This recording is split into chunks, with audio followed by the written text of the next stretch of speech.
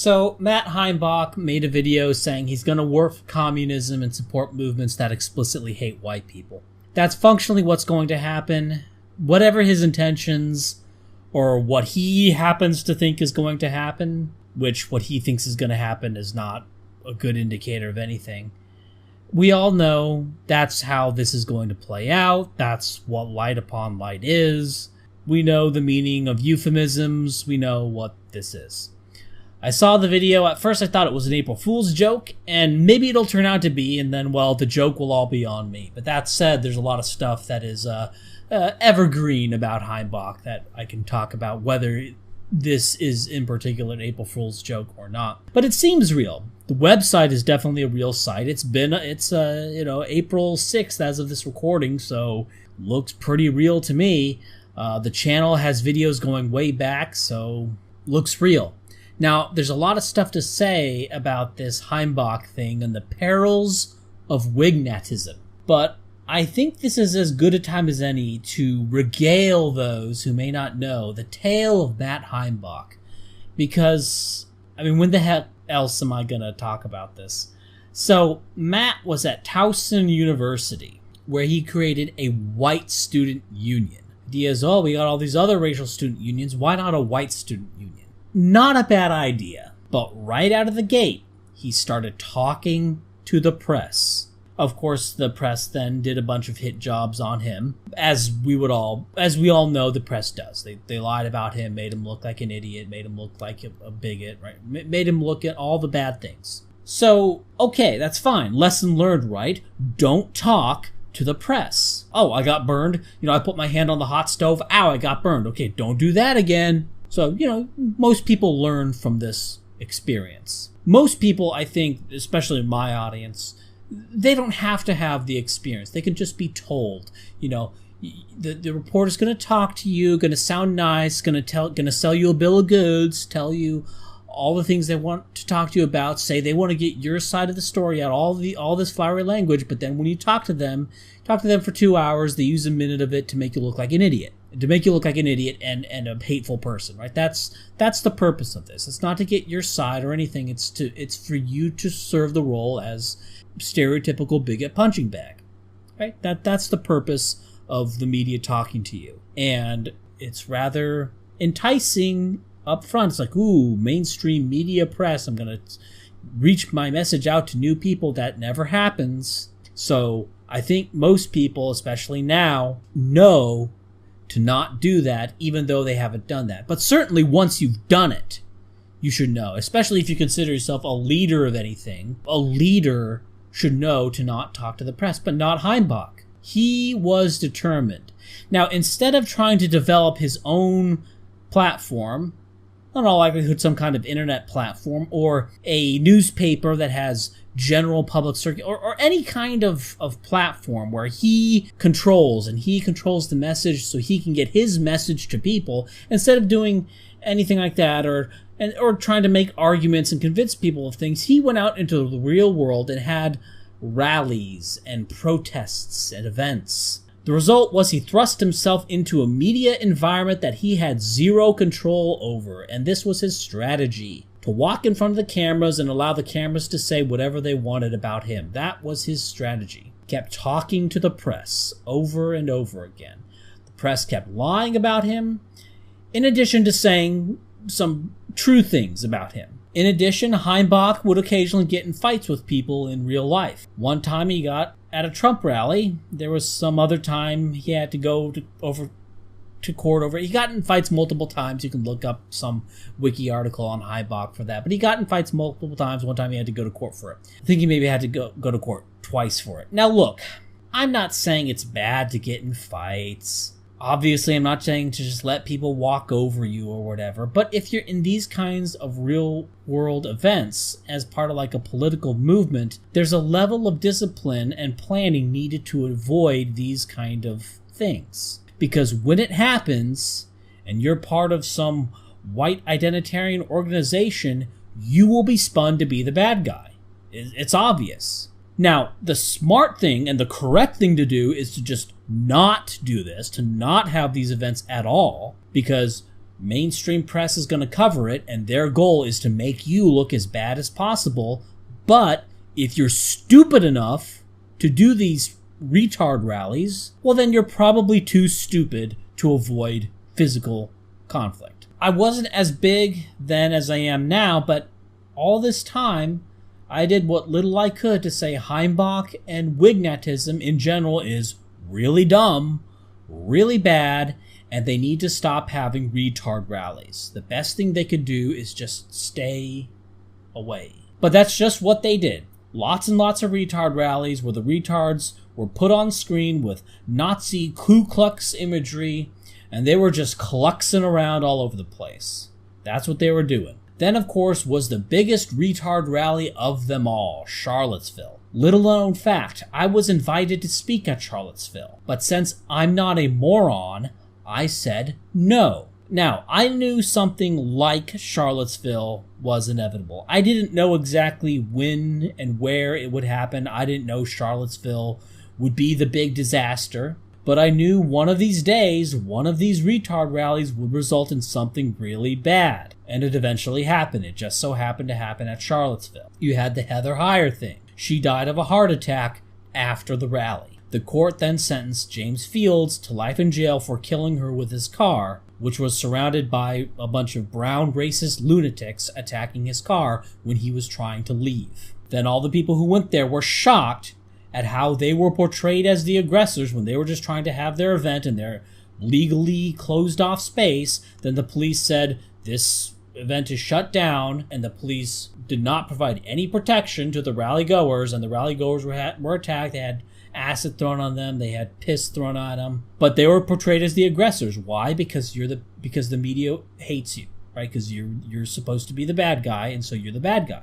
Police did nothing to protect them, and whenever any of these people fought back, they were treated by the courts as the instigators all the time. And of course, how James Field was sentenced to life in prison because Heather Heyer died of a heart attack, but apparently, he was driving at a mile or 2 miles an hour and bumped her with his car or something. So all the people who went there, they were shocked by all of this. They were shocked how they were treated by the cops, by the courts, and by the media. But the thing is, you could have asked me. You didn't have to go through all this. You could have just asked me, and I would have told you this is the only way it can go. The best thing that could happen is they ignore you. If they don't ignore you, it's going to be some degree of this. And I would have told you that this is how the system works. This is how the courts work. This is how the cops work. This is how the press works. This is what it means to be a dissident. Everything is used against you. There are no backstops. There's no rule of law. But even after this, even after Charlottesville, Heimbach continued to have retard rallies, and he continued to talk to the press, inviting them to his Wignat camp, where they all had all the swastikas and Ku Kluxes everywhere. And they gave speeches where they were just kluxing out. Then came the fitting end to his leadership career as the poobah of Kluxtards. See this guy, Matt Parrott? This guy was Heimbach's father-in-law and actually started the Traditionalist Workers' Party with him. Turns out Heimbach, who was a big pusher of traditional values and promoted Orthodox Christianity in his group, he was banging his father-in-law's wife. Both Heimbach's wife and Matt Parrott suspected that this was going on. And so when Heimbach went over to Matt Parrott's trailer, Matt Parrott and Heimbach's wife snuck over to investigate to see what was going on. Matt Parrott was standing on a box, peeking through the window. Parrott saw Heimbach doing the deed with his wife. Parrott then banged on the door and demanded that Heimbach leave his trailer to no longer defile the sanctity of his trailer and to go back to his trailer instead. Heimbach said no and choked Parrott and flung him onto the ground. Matt Parrott, let me remind you, is Heimbach's father-in-law. Matt Parrott then went to the nearest Walmart to phone the police about what was going on. So, the story of Heimbach, it's levels of white trash that shouldn't be possible, and yet here it is, manifest. So, Heimbach, before his transformation, I guess, shat on me for being a homosex, and shat on my methods, saying my methods would never work, would never advance anything. You gotta be in the real world, and do real world stuff. Well, One of the difficulties in my methods working is I get associated with you, Heimbach. Whenever someone wanted to shit on me, they trotted out you, to say that I was secretly you, just hiding behind a veneer of racist science. Right? The veneer of racist science that covers up the true motivation, which is deep-seated hatred and bigotry of the Nazi. Now, there's this black guy who talks to Wignats and turns them into shitlibs by pretending to be their friend. And he says he's done this to hundreds of Wignats. Now, I'm skeptical of that number, but certainly he's done it to some.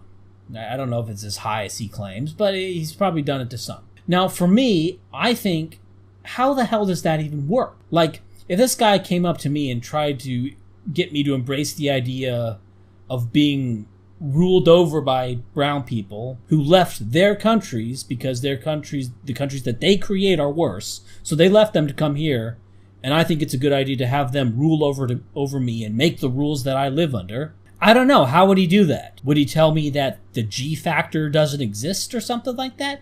Would he tell me that different human populations did not adapt to different environments? Or that evolution stopped at the neck? Would he, scream Naxalt a bunch? Like, I don't know how that would even work. And I think that kind of stupid tack that this guy is doing would only work if you really were just fueled by hate. If you really were a dumb redneck fueled by hate where the simplistic stereotype is true. And that's why it's always these people who blow and become shitlibs.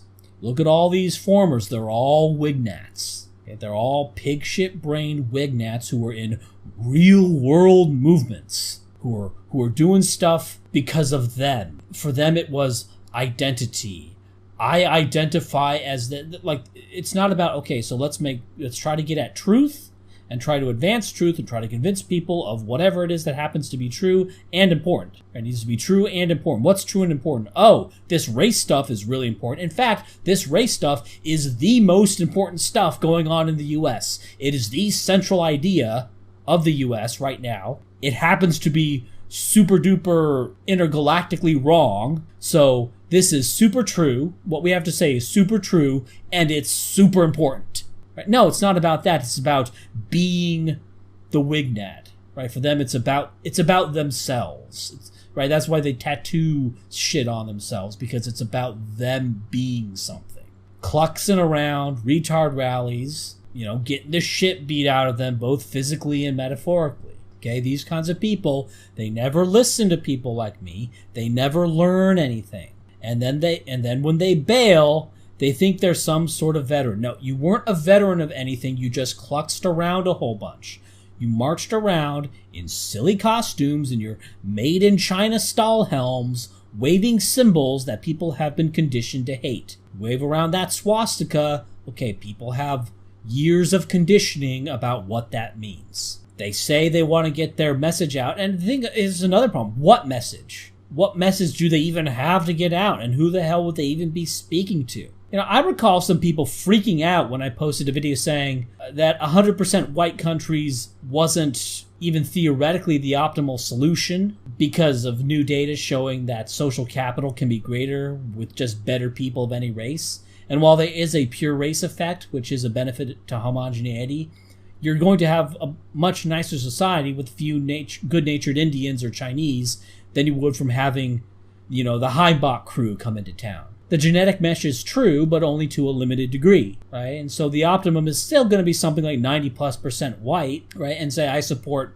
sort of a country similar to countries that actually exist, like Hungary or Poland or Korea, where it's sort of centered around, a main the main ethnic group, but they're not puritanical about race or ethnicity or whatever their group is. And so first off, it's, more theoretically optimal, and it's more realistic. Refers to countries that actually exist as opposed to some theoretical, race land. But people were freaking out about this. And I was shunned by this reaction, and they were fixating on sort of what I pointed to is that in the U.S. there exists a kind of conservative ethnicity, which is obviously true. Right? They may not call themselves an ethnicity, but if you look at sort of all the markers of an ethnicity, they have all of them. And what their specific beliefs happen to be at this point in time, a lot of them are wayward, but they're certainly far more amenable to, correct beliefs, which is sort of maintain a racial majority, and of the people not of your race in your country, they need to be people who are sort of like-minded with you. But you already sort of have that within the conservative movement. You have the Michelle Malkins, and you have the Dinesh D'Souza's, and you have the Thomas Sowells, right? Those sorts of people, right? Who would get along within the conservative ethnicity that they're effectively part of. So I don't want to go down that rabbit hole, but I started promoting that, and people were freaking out, like, oh, Ryan's going to be joining, I don't know, the Charlie Kirk crew or something. But I think I'm figuring out what the problem is, right? The people who are freaking out, and there was sort of a dichotomy. There's people who had watched my videos for a long time and people who hadn't. And the people who watched my videos for a long time, those were the people not freaking out. The people who were freaking out were sort of the new viewers. And I realized that a lot of the new viewers, their foundation is not HBD. It's some sort of emotional or spiritual thing. And so when they see me as changing my mind in response to some new data, they think, oh, data is a really flimsy foundation for anything. But then again, here I am, making basically the same kinds of video and pushing the pile in the same direction in what little way I can. So just talking for the forget sort of which is the correct idea. Forget what is true for now. Just from the standpoint of a solid political movement, just the practical effectiveness of a political movement, whatever its message, if your foundation is this kind of emotion or angst or spiritual feeling or whatever, then you're like a plastic bag in the wind. And I think a certain segment of viewers thought that's what I was, that I was just some plastic bag in the wind. And then I go on Ralph Retort and say, well, there's some new data that changed our minds on this slightly. I don't know what the viewers were expecting. Are they expecting that I'm going to... So obviously the dire predictions of which direction I was going to go didn't pan out, or that, oh, it would invalidate my previous videos, that it would make my old videos irrelevant. Why? They'd only be made irrelevant if what was said in them was factually wrong, which I don't think they were. So why would it? Why would it invalidate what I had to say about, for example, my video on Jared Diamond being a hack? It's not an emotional thing. So it's not like I have some big emotional change of direction that I'm now going to issue any arguments, even if they're factually correct, against oppression narratives. If your foundation is data, then you're bound by the data. Data serves as a binding force. When your movement isn't based on data, then you lack that binding force, and it's just like opinions and feelings and crap. And if that's all it is, then some black guy can come along, pretend to be your friend, and you've just lost. I'm not even going into the actual nonsense beliefs that these people hold themselves. I'm just talking at a purely strategic level. Now, there's also a whole bunch of crap these people believe as well. They throw up all these symbols that make people scared. Then they have all this harsh language, and a few idiots call for race war, and there's your news story. But here's another. If all you're doing is spinning narratives, then where's the breakthrough? Okay, you can tell stories, they can tell stories. But they have all the trappings of authority. They got people in university and government, you don't, so they look more authoritative. So if it's just narrative on narrative, they win. In fairness, I can present data, they can present garbage data responses, but the thing is, there's still an in, because I'm right and they're wrong, and some people will see that, especially since a lot of the things they say are literally impossible. The idea of racial equality in the brain is literally impossible. If you just start from the idea that humans evolved in different places in different times, literally all parts of the body differentiated in all sorts of ways, we can draw lines around them and say where one race ends and one race begins. But that debate's irrelevant, because certainly there's human biodiversity, there's variation. This variation also extends to brain morphology. Why would it not extend to cognitive function? So you start off with they're saying something that's not only very wrong, but something that if you believe in evolution, something that is kind of impossible, right? So that's your in. But if all you have is just narrative on narrative, then there's no in. And the people you do get, those converts are fragile. They're not hardened, right? They're not bound by data. If it's just, oh, I kind of like this guy saying sort of how I feel, well, as soon as you get a guy to make you start feeling another way, then it's over. Anyway, back to Heimbach. Let's Let's look at this video he has. My name is Matthew Heimbach. I'm from a small town called Poolsville, Maryland. And for the majority of my adult life, I've been the future face of organized hate. I've spent, realistically about the last 10 years of my life engaging in the white nationalist movement and leading a large portion of it. Yes, led them into the dirt with retard rallies. My trajectory in the movement, I think I followed what a lot of people did, and you can see kind of what they began to call the alt-right. I created a white student union on my college campus because there were 26 different other ethnic organizations. I thought white students deserved one too. Which wasn't a bad idea, but you never learned from the mistakes that you made while doing that. But very quickly, that kind of brought me down a rabbit hole. I, was forced to kind of make a choice there, and I decided to double down, which ended up with me creating the Traditionalist Workers' Party. You didn't have to do the Traditional Workers' Party and all the Nazi LARP shit. You could have just said, hey, white people are institutionally discriminated against. That's bad. Let's change that. And you could have just walked around like a normal person saying that. Which was a political party that was a National Socialist in orientation. And of course, everything always led to Charlottesville, that pretty much everyone in the world knows, which really was kind of the high watermark, I think, of the alt-right. It was the swan song where the alt-right went from having people like Milo, Stefan Molyneux, Mike Cernovich, and even Rush Limbaugh saying that they supported it, if not were a part of it, to just being a gaggle of neo-Nazis.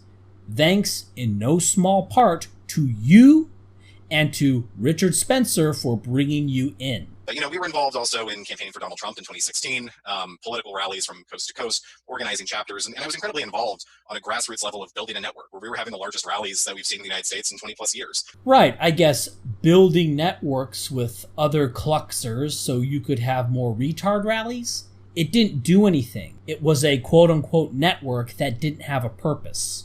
So for me, being involved as a grassroots organizer, it definitely put me in a unique position. But one of the biggest things that, as my trajectory continued, I began to realize, the movement in general, I think, can really be summed up a lot like the election. Like, I was excited about the idea of an infrastructure bill to revitalize my community. I was excited about ending foreign wars. I was excited about draining the swamp and all these things. And then all we got was business as usual. And just like I got involved in the movement where I thought we were going to do all these great things and build all these things, and it just ended up not coming to fruition. It ended up not coming to fruition because you kept cluxing around, which means only a small number of people could ever join your chapters. You didn't focus on having tested arguments and data, and your fundamental message was incoherent. That, and you disgraced yourself by banging your father-in-law's wife after doing all this moral grandstanding about traditional values or whatever. Back in 2018, my last real foray into the movement was temporarily being a member of the National Socialist movement, where I had joined under the pretenses that we were going to modernize the organization and move the ideology in a far less supremacist and reactionary narrative, but the rank and file was not supportive of that change. So I resigned and was kicked out after I'd already resigned, being called a communist. Oh, wow.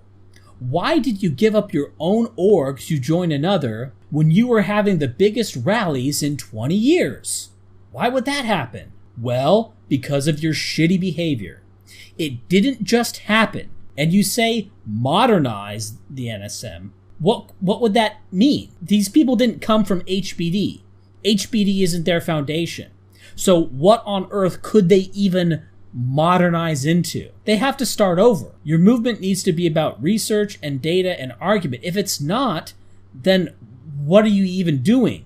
Like, they could come out and say, white people good, I disagree, fuck you commie, fuck you Nazi, that's it. There's no path to modernization, there's no message, there's no nothing. Modernize the NSM, no, there's nothing to modernize. I guess if the red star fits, then, that's kind of appropriate. What's really changed my perspective is kind of expanding the scope of what defines my community.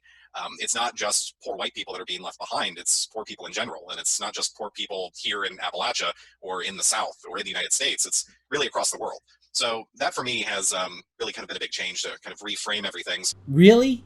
Do we have to go over this again? Okay. Poor black people don't care one bit about poor white people. You knew this or pretended to know this, but I don't know. I guess people just sort of forget what they knew before when they change their beliefs because it's not bounded by data. So I guess it's just this sort of slippery thing. So you used to know this, but whatever. So over the past 2 years, I've really kind of developed a different perspective on politics, and now I'm here trying to do something different with Light Upon Light and Parallel Networks. combat hate. Now, this is just a buzzword. Don't you remember that? Don't you remember you used to say that hate was just a buzzword? Don't you remember what you said about the bullshit terms used about how one side hates and the other side is against hate, when it's really just two groups of people? One group of people is like pro third world and destroying the US to turn it into a third world country, and the other side is, hey, let's have a country. That's not really hate. So now that's wrong, and you're saying you used to hate, while people who say they hate white people, who laugh at white people dying, say that as a Democrat, it's her job to make white people shut up. Don't you remember Tim Wise's open letter to white people that those aren't the haters? They don't hate. Whereas you, back when you said that you weren't about hate, now you're saying you were about hate. Whatever. Let's keep going. I had spent a lot of time just kind of on the sidelines. I was just going to be apolitical, wasn't going to be involved in any capacity.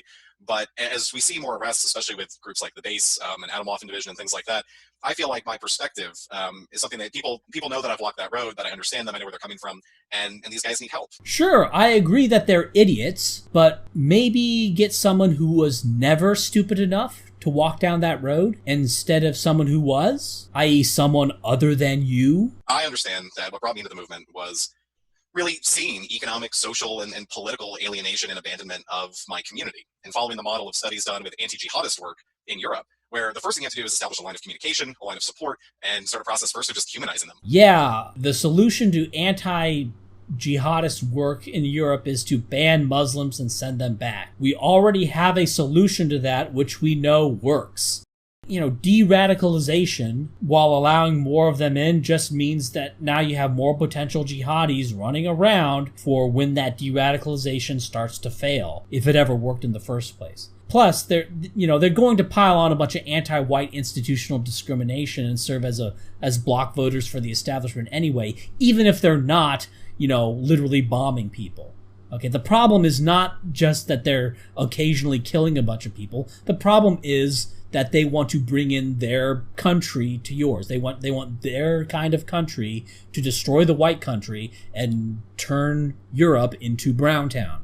Right? That's the problem. To them, and then trying to find ways to help them to be able to begin a process of de-radicalization through really being understanding and compassionate. Where my trajectory has led me is to a belief that a different form of politics is necessary, one built on grassroots organizing that involves all people. You don't have a trajectory, you're a moron floundering, and you get into these suggestible states and you just fall for whoever's in your ear at the moment. Because that's the only way we're going to make change. It's not going from the top down, it's going to be from the bottom up. That isn't being done here in the United States at all. That's already being done. It leads to shitting on white people, especially poor white people, and the elites co-opt the browns because they're compliant and so that they can turn the US into Brazil. This is a well-worn and proven strategy. Poor whites have been trying to cooperate with poor browns to get stuff for decades. They don't get anything. Only poor brown people get stuff. That's how this works. You used to know this. What you're trying out with this is nothing that hasn't already been done. You're just too stupid to realize it. With the exception of the efforts that are being put forward by parallel networks. So that's why I thought it would be really exciting to get involved on the ground. I support Light Upon Light primarily because they were the ones who got to you. That's the real answer. In my experience, ever since I've been in the movement, I've been approached by formers, if you want to call them that, people that used to be involved in the movement in some capacity. And overwhelmingly, a lot of people with good intentions, but I wasn't particularly impressed, first of all, by the fact that there was no conversations, especially about legitimizing the real struggles that members of my community and myself in general in my life. Right, that's been talked about to death for decades. Democrats don't care, Republicans don't care, brown people don't care. Again, this is stuff you used to know. Deal with and fight with. And I don't know how you can go through the hollers of West Virginia or Kentucky or the rusted out former industrial towns of Pennsylvania, Ohio, and not see real struggles and real people suffering and real people dying. And I never heard anyone even seem to care about the people who are suffering. Like, why do people join the far right as a movement? See, this is you just sucking. The far right. Who the hell? Why the hell would you ever call yourself far right? This doesn't make sense if you're starting from an HBD foundation. Far right and far left don't mean anything if you're coming from HBD. And when you call yourself far right, you might as well just tape a big loser sticker on your back. There's no point to anything. All that matters is what's true. So if all that matters is what's true, then who cares if it's far right or anything else? If you're talking about far right or whatever, then you're not talking about what's true, and you're setting yourself up as just some guy with opinions. And again, this is just more of Matt Heimbach sucking. If you think of yourself as existing on some political spectrum, then you've kind of already lost, because now it's just flavors of ice cream, and they think yours tastes like shit. You know, a simplistic view is to say, oh, these people are backwards or they're hate-filled. Dehumanization, I think, only increases polarization. It only increases the problems. And it doesn't address any of the things that are at the root of violent extremism and political polarizations. You keep saying violent extremism. And look, I don't know about the base or Atomwaffen, but what happened to all the stuff about TWP being nonviolent back when you said it was nonviolent? Now you're saying that they are violent? This is a complete heel turn, and you're just throwing under the bus all these people who trusted you and trusted you as a leader when you were out in public saying TWP is nonviolent. So, which is it, Heimbach? Were you lying then, or are you lying now? Now, I can answer for the audience what the truth is on this. He's lying now. Back then, when he said that they were nonviolent, he was telling the truth. That's not to say some individual members aren't going to do something stupid, okay? You can't control every individual person. But TWP, as an organization led by Matt Heimbach, was nonviolent. That is true. So when he's saying that they're violent now, he's lying. And he doesn't care that he's throwing all the people that he led at the time under the bus by saying this. Ugh. So for me, what really, really was unique about Light Upon Light and Parallel Networks is that it starts from a process, first of all, of listening and humanizing people and trying to address root problems and actually treat violence as a symptom. Not something that just needs to be stamped out with a boot. But you have to address things like mental health care, economic stability, housing, people not feeling that they're listened to in a political system that forces them, at least in their own mind, to lash out in violent ways. This is what I was talking about, people without an HBD foundation. Oh, they listen to me. Okay, well, what about the fundamental genetic incompatibility of certain peoples that didn't co-evolve? But since you're not about that, since you're not about data, some worm tongue can soothsay you, and then you're just going to be a pawn in something. I don't know about parallel networks. I don't know what their plan is, but it's not meant to help poor white people. I'm just telling you right now, you didn't listen when I said don't do retard rallies, so you probably won't listen now, but this group is going to do some kind of work on you. They're going to use you for something that you wouldn't have agreed to going in. I'm just telling you right now. I don't know what it is, okay, but I know it's bullshit. That if you don't start from a point of compassion and understanding and humanizing people, then all you're ever going to do is see more tragic incidents of violence, more people throwing their lives away, and the problem's going to get worse. And Parallel Networks and Light Upon Light is taking an entirely different approach to law enforcement agencies than former organizations. They're doing something unique here in the United States that no one else is doing. So that to me was pretty exciting. Yeah, it's Kaworu. Sorry for the anime reference, and in particular, kind of a cringe anime reference, but this organization, it's Kaworu. It's the guy who pretends to be your friend with the aim of destroying you. That's what it is. The biggest way to be able to solve the issues of violence is people need to feel empowered. Yeah, more lying. The issues of violence. Okay, what happened to recognizing that even the cluxiest white nationalist orgs almost never did violent things, except at rallies when they were actually being attacked? Again, this is something Heimbach used to know, and now he's either lying or he's doing that thing where you change to a new religion and you sort of forget the reasons you held to the old one. But for Heimbach, he was doing this for so long, he was in a leadership organization, he's lying about the past. Again, whatever.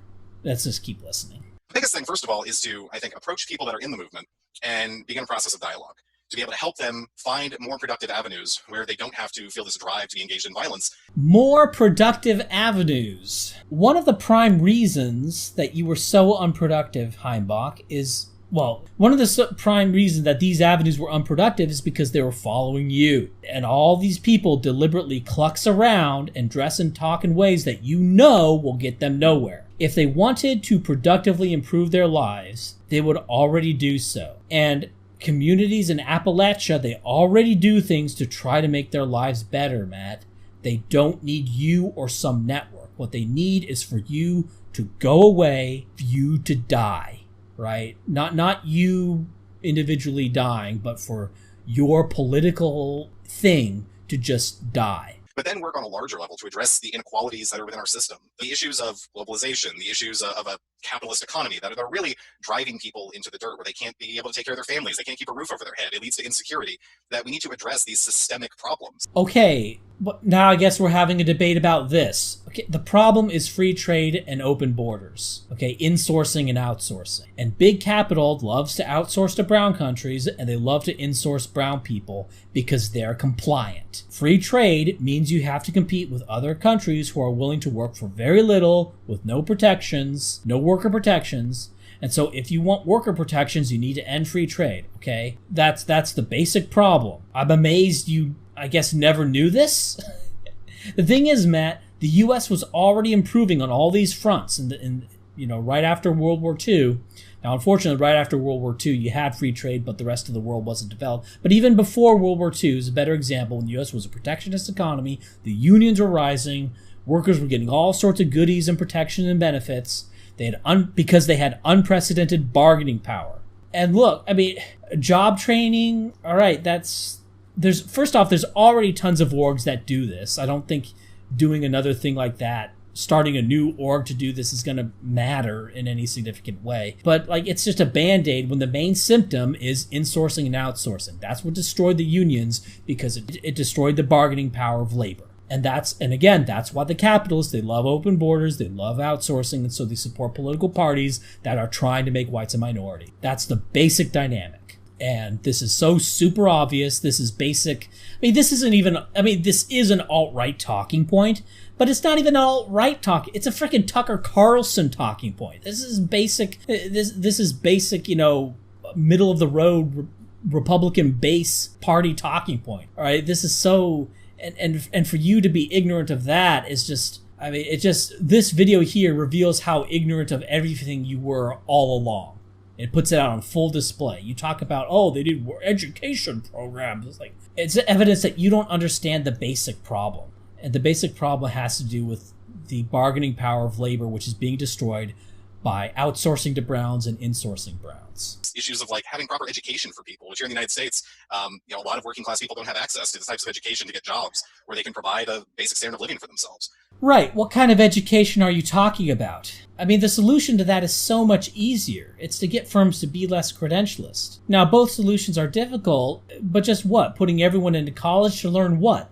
Look, in Appalachia, there's constant brain drain. People with an IQ of 100 or above, they generally leave. That's the problem.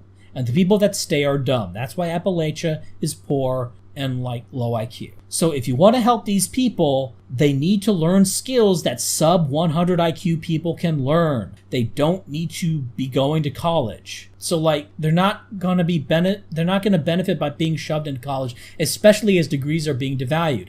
Again, this is some HBD stuff that you should have known. That if you had listened to any of the HBD people, we would have told you this is the problem with Appalachia. And so the solution to the problems with Appalachia is to get them to learn skills and trades, right? That's what's actually going to help them. And you could say, you're denigrating their potential. But again, one of the people that were sort of groups that were proximate to the alt-right was HBD.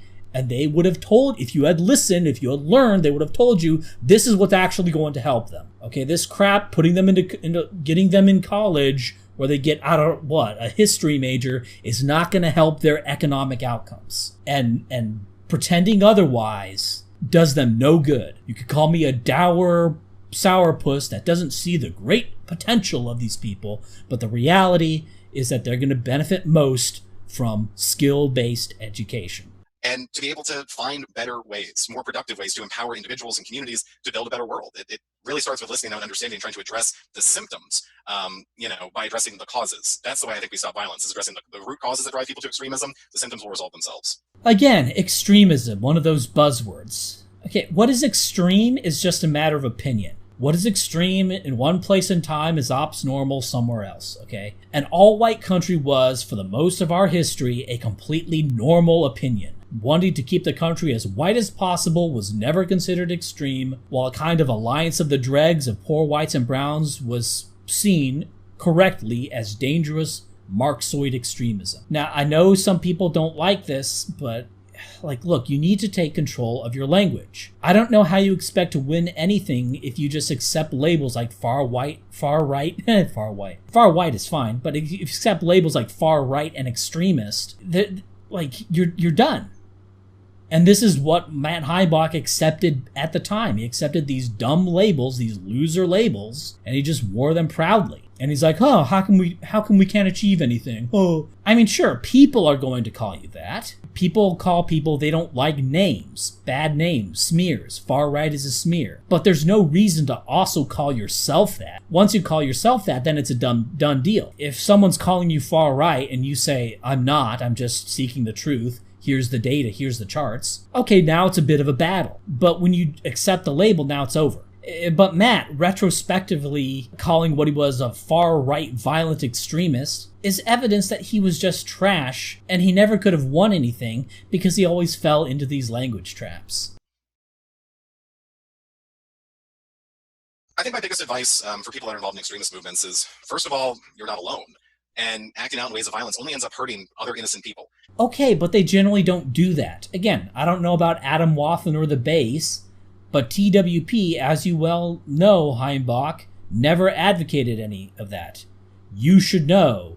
You decided upon that policy of not advocating violence. Now, that doesn't mean that some of the loose cannons in these orgs, that these orgs tend to attract, didn't go off and do stuff, but these orgs already don't advocate violence. So I don't know why you're addressing this as if these movements, which you call extremist, as if they ever did. And we can see that time and time again. So the best thing to do to really want a change, because I know if you're involved in one of these organizations and you've experienced job loss, you've experienced being distant from your family, you've experienced physical violence against yourself, you've dealt with all sorts of different types of persecution, you're obviously incredibly driven, probably very well read. Oh, they're definitely not well read. And you want to build a better world. Everything that drives you is probably to build a better world. Okay, but a better world for whom? For the whole world? Is this global altruism reciprocated? No. This is one of the things you used to know, is that this global altruism is never reciprocated, and all that ends up happening is brown people get theirs, whites get screwed. You used to know this. So why not join all the other people from different backgrounds, ethnicities, religions, and cultures that are also dealing with many of these same problems and also want to build a better world? These people from different backgrounds and religions, they can't build a country even as nice as Appalachia, one of the poorer parts of the U.S. despite being all white. These people who can't build a country even as nice as that, and also they don't care about you, and they know they eventually won't even need you. And this is a losing strategy. Like, Appalachian whites used to do this. They used to vote for, like, socialist Democrats. You know, and I don't mean that as, like, socialist as a slur. I mean, they used to vote for socialistic-minded Democrats. And this is where it got them. And what Matt is pushing here is just a retread of the tried and failed politics of Appalachia's past. To just kind of raise your gaze a little bit, to say, all of us are in this together, and you can be a part of that solution. It just takes not isolating yourself and walling yourself off in a movement that has done absolutely nothing. Now, this is a good point, but two of the key reasons it has done absolutely nothing are Richard Spencer and Matt Heimbach. You trot it in with your corny ass and clucks around all over the place. It fails, just like anyone with an IQ above room temperature was screaming at you was going to happen. And what they said would happen is exactly what happened. And then you go, oh, this movement, which you have now externalized from yourself after bragging about how you were the big poobah of it. Oh, this movement has failed you. It was your movement. Now, Matt made a correct assessment, which is he wasn't going anywhere. And that's true. You, Matt Heimbach, will never lead anything successful. In fact, your collapse was one of the best things that could have happened. For people like me, who support a kind of, multiracial but still racially aware state, similar to the old United States in the Western territories, or modern-day Korea or Hungary, or even for more purist white nationalists, your exit was a relief. You talk with pride. Even in this video here, you're still stroking your own ego about how you got more people to klutz around in 20 years. But see, that's doing damage. The best thing that could have happened for the alt-right, I guess, would be if you and everyone in whatever org you ran just vaporized. You talk about how there was this period of success and things were looking good and then it just fell apart. Well, that time of what you consider success, that's when the damage was being done. That was the disaster. What you perceive as success was the disaster. And when you were finally expunged, what you perceive as the disaster was the success. What you didn't realize, Matt, is that you were always in the way. You were always this horrible impediment, running around in public, letting the media define you, and using you to gin up public hatred of white interests. I have had multiple offers from the press to talk to them. You know what I do with those offers? You can guess. Now, they don't attempt anymore because they know I'm not a dupe. And even your economic ideas are idiotic. The problem is cheap foreign labor and outsourcing. Everyone knows this. That you could even say something so stupid as, oh, we need more access to education. This is evidence you never understood anything from the HBD side at all. Or you'd realize what a ridiculous thing this is to say. 99% of school is just signaling, right? This is the signaling model of education. It's proven time and time again. People don't learn useful skills from college. They signal to employers that they're diligent busy bees. And the solution is not to push poor people into getting a degree that employers increasingly don't even care about, but to destroy the whole credential signaling industry, okay? And to just get them to learn useful skills that people in their intelligence range could actually benefit from. And if you had just spent a few hours listening to the HBD type, you would immediately recognize all this. Do we have to right now go over the fact that college grads, yes, they earn more, but that's just a correlation, that it's not causal? Especially when compared to people of similar IQs who instead of going to college learn an employable trade like plumbing or machining or electrical work or welding. But you never learned any of that. In all your years, you never learned basic facts. You never knew anything. You were just kluxing around with all these slogans and hard-sounding philosophical sayings being said by a bunch of really soft people. By a really bunch of fat, soft people saying all these hard-sounding philosophical sayings, right? These extremely vulnerable, fat, soft, unhealthy people saying them.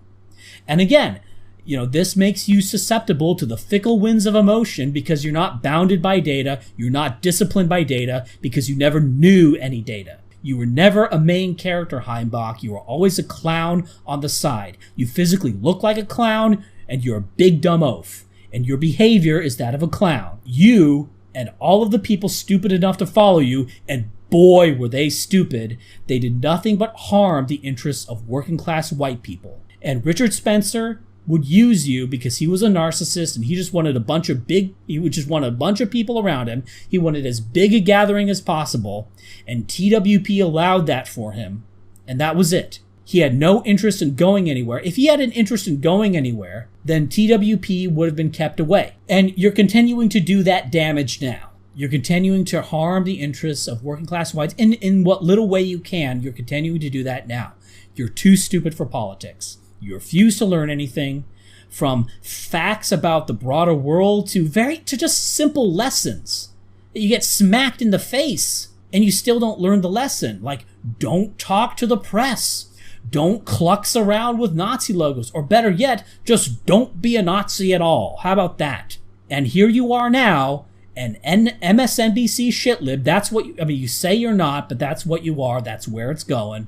Pushing for all these ancient, tried and failed nostrums of community organizing and access to education. Don't worry, Appalachia. Matt Heimbach's gonna come in to save your butts. He's gonna come, you think you're in trouble? You're having all this trouble and you're trying to organize yourselves. You think, you can't organize your own communities. You need Matt Heimbach to come in and organize your communities for you. It's just retarded. And you look at his little profile on this site, this retarded, and it's so dumb and cringe. Control, Alt, Delete, hate. Okay, this stupid site, look at his little profile there. It says, Heimbach took the position of Community Outreach Director for the National Socialist Movement. Okay, it's just a bunch of guys. Like, I could call something the Whiz Bang Wahoo movement, send a message to my subscribers, make a video about it, probably get 1,000 people to join within a month, and then assign someone the position of Outreach Director. And you know what that would mean, Matt? That would mean nothing, and it would accomplish nothing. What's amazing is that even now, you're trying to act as if you accomplished something in the past, like, I was kind of a big deal. We got the most people cluxing around in 20 years. Heimbach, you did far less than the man who did nothing. And you repeat the buzzwords like hate and violence, which you yourself, one of the few correct things you did was to recognize that these light switch brain characterization of white nationalists as cardboard cutouts of what you guys were like. But now you're going back on that, just accepting that cardboard cutout, saying that accepting all these lies and buzzwords about the people that you previously told not to accept these very lies and buzzwords, and now you're calling them those very same things. I don't know how to end this. I mean, the main takeaway, the lesson that you should draw from this is that this is evidence that if HBD isn't the foundation, you're going to have problems. All right? I know I'm being intolerant and imperious about this, but look, you can criticize low bird economics. I do my fair share of that. You can argue against GDP and for a kind of people's material economy. But if your foundation isn't HBD, then it's some bullshit. Okay? If it's not HBD, it's some ephemeral bullshit. And if you got these guys who aren't interested in HBD at all, or better yet, they sneer at people, oh, your IQ charts, right? Well, those are your flakes. Those people are going to flake. That's what you see. You see all these clowns with Nazi tattoos or guys who clucks around, and then you see them turn around and go, oh, I made a great mistake. And I wouldn't care about this. I wouldn't care about these people if the distinction between these creatures and those who happen to intersect with them on a few policy positions, if they weren't so conflated. If people like me weren't conflated with Heimbach, I wouldn't care so much. But I think Heimbach has made it clear that this division needs to be made more clear. All these dweebs talk about WN 1.0. No, it's poor angry white people versus HBD nerds. HBD nerds who are looking at all sorts of human biological variation and then went, wait a minute, these big race things kind of behave the way ye olde racists said they did. And there's a lot of evidence, and increasingly direct molecular genetic evidence, that it's a function of genes. This basically means the whole multiracial experiment of the United States is probably going to end up like Latin America, and the US won't be anything special anymore, right? It's that versus whatever the hell this is. And I guess what I want to say is that Heimbach blew from his gaggle of weirdos that he led into the dirt, but he never had anything to do with me.